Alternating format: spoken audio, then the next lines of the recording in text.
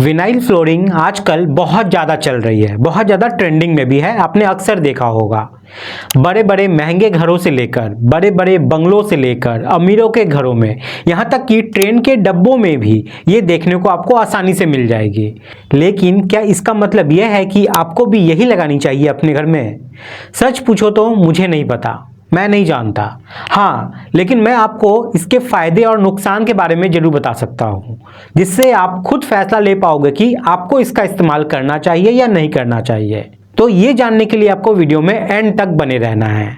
मैं हूं civil engineer Mukesh और मैं आपका तहे से स्वागत करता हूं आपके अपने चैनल लर्निंग सिविल टेक्नोलॉजी में। चलिए आज का वीडियो शुरू करते हैं और विनाइल फ्लोरिंग की कहानी को पूरे डिटेल में समझते हैं।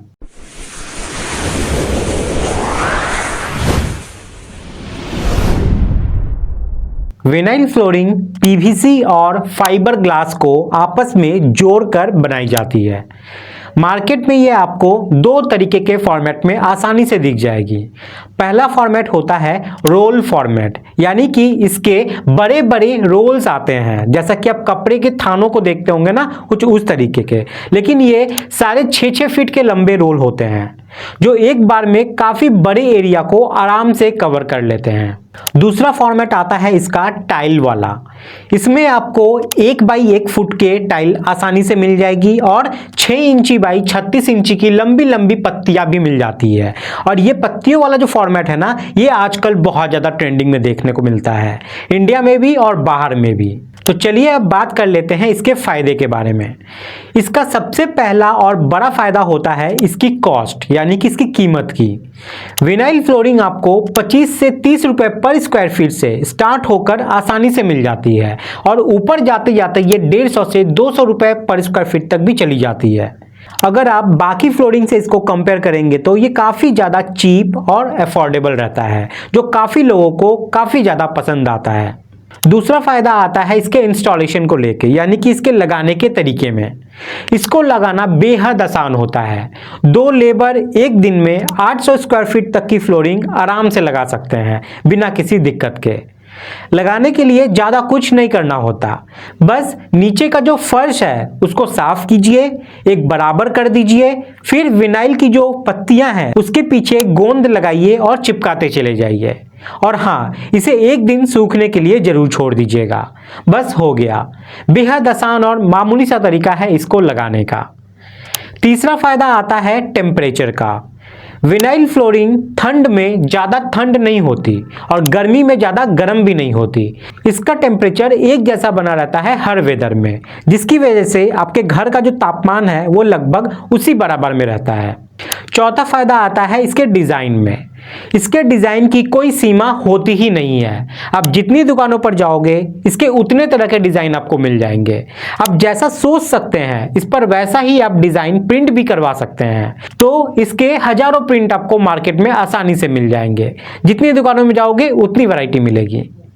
पांचवा फायदा आता है स्टेन रेजिस्टेंस, यानी कि ये दाग धब्बों के खिलाफ कैसे लड़ता है। मार्बल या ग्रेनाइट में दाग धब्बे लग सकते हैं क्योंकि वो पोरस होते हैं, इसलिए दाग धब्बे लगने के बाद वो धब्बे और गंदगी उसके छेदों में चले जाते हैं बड़ी आसानी से और निकलते भी नहीं हैं। लेकिन विनाइल फ्लोरिंग में ऐसा कुछ भी नहीं होता है। कुछ गिर भी जाए तो बस एक गीला कपड़ा मारिए और बिल्कुल साफ हो जाएगा। छठा और सबसे कमाल का फायदा होता है इसके कंफर्ट का। ये मार्बल या टाइल्स जितनी सख्त नहीं होती है। आप अगर इस पर चलेंगे तो हल्का सा सॉफ्ट फीलिंग आएगी आपको। इस पर आप आराम से बैठ भी सकते हैं, बैठोगे तो आपको कालीन जैसा फीलिंग आएगा। इस वजह से जिनके घरों में बच्चे होते हैं वो इसको अक्सर लगवाना प्रीफर करते हैं।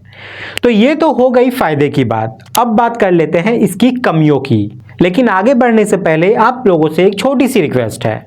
अगर आपको अभी तक की जानकारी पसंद आई है तो इस वीडियो को लाइक और लर्निंग सिविल टेक्नोलॉजी चैनल को आप सब्सक्राइब जरूर करके रख लें। यहाँ आपको इंटीरियर और कंस्ट्रक्शन के बारे में बहुत इंपॉर्टेंट नॉलेज मिलती है, जो कि आसान भाषा में आपको समझाई जाती है। इस तरह की चीज़ें आपको आगे बढ़ने में बहुत ज़्यादा मदद करेगी और साथ ही साथ हमारे चैनल को भी बहुत मदद मिलेगी आप लोगों के लिए फ्री में कंटेंट लाने के लिए। तो चलिए अब वीडियो में आगे बढ़ते हैं। सबसे पहली और बड़ी कमी आती है इफेक्ट ऑफ हीट, यानी कि गर्मी का इस पे क्या प्रभाव पड़ता है। विनाइल फ्लोरिंग गर्मी को नहीं झेल पाती। इसके ऊपर अगर आपने कोई गर्म प्रेस रख दी या कोई गर्म चीज रख दी तो इसमें आग तो नहीं लगेगी, लेकिन वो वहां से विनाइल फ्लोरिंग को जला जरूर देगी। इस वजह से लोग इसको किचन से दूर ही रखते हैं।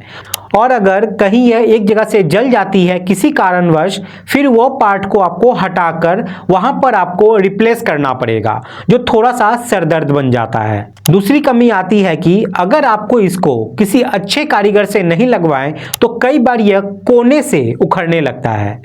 इसके लिए जरूरी है कि आप इसको लगवाते वक्त भी ध्यान रखें कि कारीगर अच्छा हो, वो पूरे हिस्से में अच्छे से गोंद लगाए और अच्छे से हर जगह से दबा भी दे। फिर भी अगर यह कभी कहीं से उखड़ जाती है तो मार्केट में एडहेसिव मिलता है, उसको लाकर इसे तुरंत जल्द से जल्द चिपका दें, क्योंकि अगर ये एक बार उखड़नी शुरू हो गई तो आपके विनाइल फ्लोरिंग को यह बीच में से ही फाड़ देगी। तो ऐसा बिल्कुल भी ना होने दें। तीसरा नुकसान है लाइफ स्पैन, यानी यह कितने लंबे समय तक चल सकती है। इसका जीवन काल 10 से 12 साल का लगभग होता है, क्योंकि इसका रंग समय के साथ फेड होने लगता है, यानी हल्का पड़ने लगता है।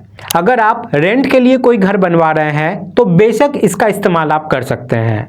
अगर आप अपने रहने के लिए कोई घर बनवा रहे हैं तो टाइल या स्टोन के साथ जाइए तो अच्छा रहेगा। उनकी लाइफ 15 से 20 से 25 साल तक हो जाती है। चौथा नुकसान आता है यहाँ पर सूरज की रोशनी का। सूरज की रोशनी में यूवी किरणें होती है, यानी कि अल्ट्रावायलेट रे होती है, जो कि इस विनाइल फ्लोरिंग के लिए बिल्कुल भी सही नहीं होती। यूवी किरणों से इस फ्लोरिंग का कलर हल्का हल्का फेड होने लगता है। इस वजह से आप इसे बाहर कहीं ना लगवाएं। अगर आप बाहर लगवाएंगे तो देखेंगे कि जहां सूरज की रोशनी पड़ रही थी वहां पर इसका कलर हल्का पड़ गया है, फेड हो गया है। पांचवा नुकसान आता है डैमेज का, लेकिन यह नुकसान तभी होता है अगर आप 1 mm से पतली वाली विनाइल फ्लोरिंग का इस्तेमाल कर रहे हैं तो। मेरी मानिए तो 1 mm से कम वाली विनाइल फ्लोरिंग कभी भी इस्तेमाल ना करिए। वो एक चार्ट पेपर जैसी पतली होती है, और अगर आप कोई बड़ी चीज खिसकाएंगे जैसे कि कोई फर्नीचर हो गया तो संग संग वो फट जाएगा, वहां पे स्क्रैच आ जाएंगे। इसलिए 1 mm से कम का तो कभी ना लगवाएं, गलती से भी नहीं। अच्छा रहेगा आप कम से कम 1.5 mm 1.5 mm का जरूर लगवाएं, तो वो ज्यादा समय तक चल पाएगी। तो अब बात कर लेते हैं इसके इंस्टॉलेशन की, मतलब इसको लगाने के तरीके क्या हैं। विनाइल फ्लोरिंग की सबसे अच्छी बात यह है कि इसे किसी भी फ्लोर पे लगाया जा सकता है। नीचे चाहे मार्बल हो, टाइल हो, ग्रेनाइट हो या सीमेंट फ्लोरिंग हो, ये सबके ऊपर लगाया जा सकता है और बड़ी आसानी से। बस ध्यान रहे जिस सरफेस के ऊपर भी आप लगवाएंगे उस सरफेस को अच्छे से साफ कर लें और एक लेवल पर ले आए, उसके बाद ही उसको लगवाएं, वरना ये नहीं लग पाएगी और उखड़ जाएगी। और लगाते वक्त एक बात अच्छे से ध्यान रखें कि इसके कोने अच्छे से चिपक जाएं। अगर ये वहां से निकलनी शुरू हुई तो बीच में से ही फट जाएगी। बस इस 2 बातों का अगर आप ध्यान रखिएगा तो आराम से कोई दिक्कत कोई परेशानी नहीं होगी। बाकी इसको लगाना बेहद आसान होता है। अब इसमें एक सवाल यह भी उठता है कि आपको ब्रांडेड लगवानी चाहिए या नॉन ब्रांडेड। अब आप क्या लगवाएंगे ये तो आपके ऊपर, आपके बजट के ऊपर डिपेंड करता है, लेकिन मेरी मानिए तो ऐसी कोई भी जगह जहां लोगों का आना जाना बहुत ज़्यादा हो वहां हमेशा ब्रांडेड ही लगवाएं, क्योंकि उसकी जो प्रिंटिंग क्वालिटी होती है और उसमें जो गोंद होती है वो बहुत अच्छी होती है, वो आसानी से निकलती नहीं है। अगर आप नॉन ब्रांडेड लगवा भी देते हैं तो 5 से 6 साल बाद फेड होने लग जाएगी और घर का जो लुक है वो खराब हो जाएगा। तो दोस्तों ये थी विनाइल फ्लोरिंग की पूरी जानकारी, पूरी कहानी। लेकिन अगर मुझसे कुछ छूट गया है तो कमेंट बॉक्स में कमेंट करके आप जरूर बताएं। मुझे उम्मीद है कि आपको समझ आ गया होगा कि विनाइल फ्लोरिंग के क्या फायदे और क्या नुकसान है और इसे कहां और क्यों लगाना चाहिए। अगर अभी भी आपके मन में किसी प्रकार का कोई डाउट रह गया है तो प्लीज़ नीचे कमेंट कीजिए। मेरी पूरी कोशिश रहेगी आपके डाउट को क्लियर करने की। अब आते हैं सबसे ज़रूरी बात पर। अगर आप इस वीडियो में यहाँ तक बने हुए हैं तो ये वीडियो आपको जरूर इन्फॉर्मेटिव लगी होगी। अगर इन्फॉर्मेटिव लगी है तो इस वीडियो को एक लाइक कीजिए और दोस्तों के साथ इसको शेयर जरूर कीजिए, ताकि उन्हें भी इस वीडियो से थोड़ी बहुत मदद जरूर मिले। और अगर इस चैनल पे आप नए हैं तो चैनल को सब्सक्राइब करके जरूर रख लें, ताकि मेरी वीडियो जब भी आए वो आपको मिल जाए। वीडियो में यहाँ तक बने रहने के लिए आप लोग का बहुत बहुत धन्यवाद। मिलते हैं अगली वीडियो में फिर कुछ न्यू टॉपिक के साथ। तब तक के लिए बाय, टाटा, जय हिंद।